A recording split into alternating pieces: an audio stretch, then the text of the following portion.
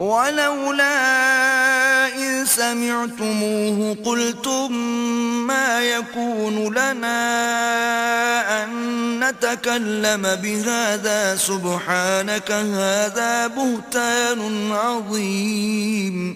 اور جب تم نے اسے سنا تھا تو کیوں نہ کہہ دیا کہ ہمیں شایع نہیں کہ ایسی بات زبان پر لائیں۔ پروردگار تو پاک ہے، یہ تو بہت بڑا بہتان ہے۔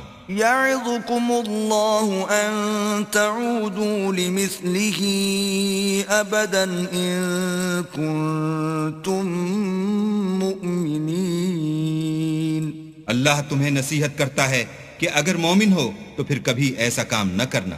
وَيُبَيِّنُ اللَّهُ لَكُمُ الْآيَاتِ وَاللَّهُ عَلِيمٌ حَكِيمٌ۔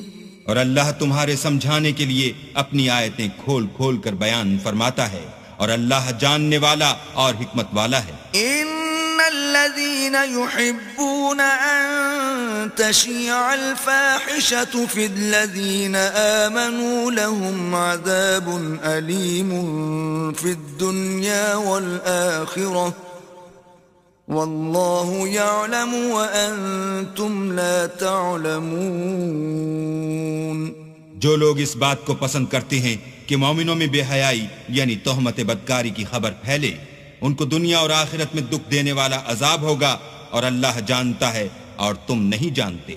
ولولا فضل اللہ علیکم ورحمته وان اللہ رؤوف رحیم۔ اور اگر تم پر اللہ کا فضل اور اس کی رحمت نہ ہوتی تو کیا کچھ نہ ہوتا، مگر وہ کریم ہے، اور یہ کہ اللہ نہایت مہربان اور رحیم ہے۔